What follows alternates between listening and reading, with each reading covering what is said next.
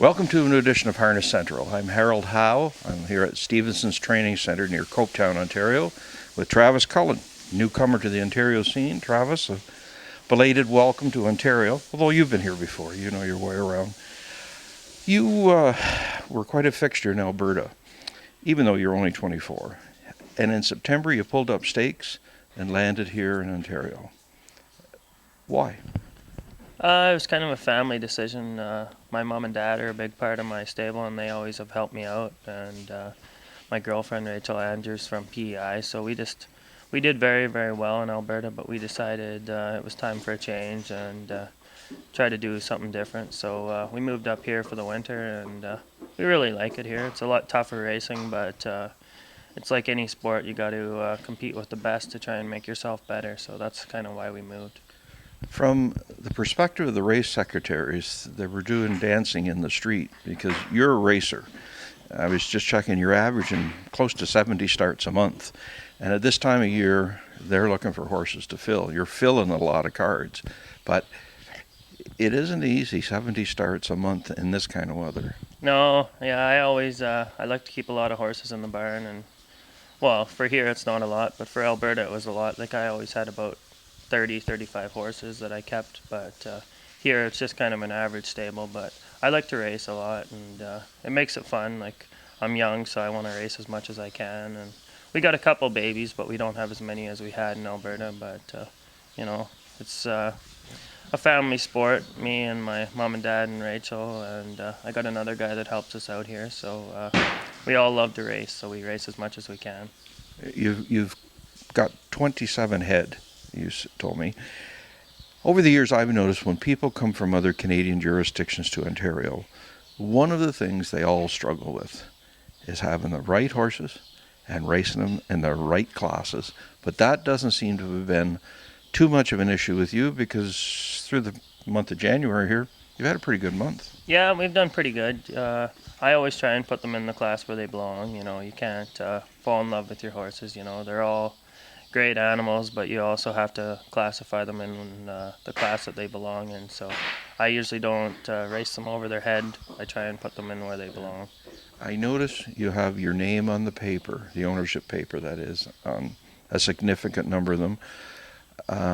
By choice or necessity? Well, when I first started out, I used to have a lot of owners. I trained a lot for people, but now I kind of realized I'd rather own as many as I can. And I got to thank most of the horses I had, because they kind of brought me to where I can buy more and more horses now. Because if I didn't have the horses over the past few years, I wouldn't be in the position I am now. So. And you're not afraid of the claiming box? No, I'll claim, but it's in Alberta. There wasn't. I kind of had the classes where I had one for each class, but here it's a little different. So I'm getting used to the classes now, but it's a little different. Last year, you had one horse that might have been one of the most talked about horses in Alberta, and that was Outlaws and Gunpowder. Now, for the people who don't know, this was a 5-year-old pacing mare you took out of a 10-claimer. She went on, won 11 of her next 12 starts, and actually made it to the filly mares open class out there in Century Downs in Alberta. She made $63,000. She's since dropped down the ladder again, but what was that story? We claimed that horse because he was eligible for a stake race in BC, so he was paid up into the event. Sorry, I said it was a mare, wrong, a horse. Yeah, he's listed as a stud, but he's actually a gelding. We just got that switched, but we claimed him because he was eligible for a stake race. It was going for $50,000 the following week, and the judges decided that we weren't able to race him in there, so we actually never got to race him. And we kept the horse and we brought him back to Alberta, and my dad actually had him out in BC for a week or two, and he really liked the horse, so we decided to keep him, and he turned out very, very well. He's kind of a funny gaited horse. He hits the one knee, and he's recently got a few more issues, but he raced very well for about a year straight for us, and he just had a heart of gold. Like, I would pull him early or be on the front. I drove him very, very hard every start, and he lasted for a long time, and he raced it really great for us. And then we decided earlier this summer, we decided to buy his half sister, which was Outlaw Sure Shot Shark. We bought her for 15,000 privately off of Outlaw Stables, and she turned out to be a very nice mare too, and she raced very well for us. As I said, the race secretaries here at Woodbine and for Flamborough delighted you come with all these horses to race. By the same token, there were another group of people who were delighted that you came here, and that was all the other trainers in Alberta. They weren't particularly thrilled to get beaten on by you on a regular basis. And, you know, there was a lot of discussion about your results. How much of a role did that have to play in your decision to make a move? Yeah, you know, we did very well out there. It's like any sport. Like if you're Sidney Crosby or if you're anybody that does well in a sport, and especially there, it was a small little area, and you know there was only one track racing at a time, so you race against the same guys every single week, and it's like anything. It was just kind of, I think. You were eating their breakfast. Yeah, I think it was kind of. I don't know the right word to say, but it was tough for them to take, and it's like anything, but. That kind of had a little role in it too. You know, my family didn't like the way we were kind of getting treated, so we decided we'd rather move somewhere else. And we're not going to do near as good here, but it makes it healthier for us, I think. You've got a few horses in the barn here that you bought from trainer Ron Burke.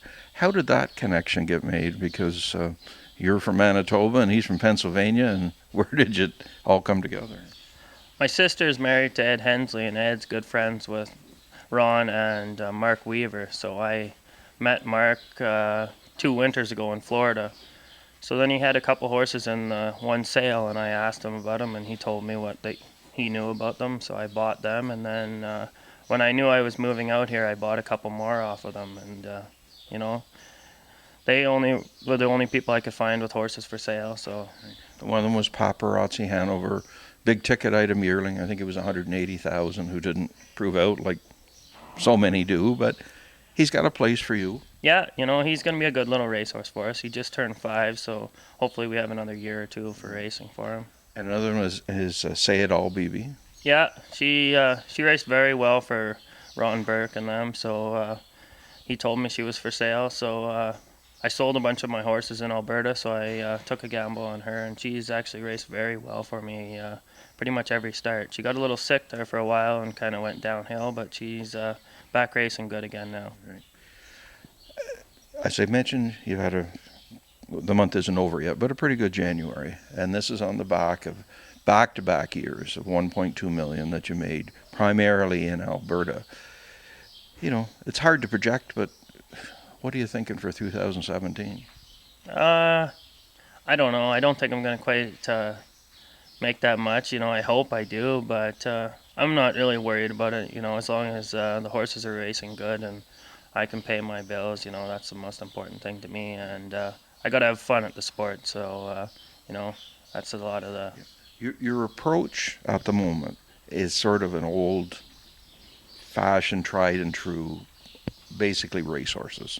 But Ontario is largely a game of buying the yearling, developing, hope you get a stake horse, get real lucky, and have the big horse. Is that in the cards for you at all?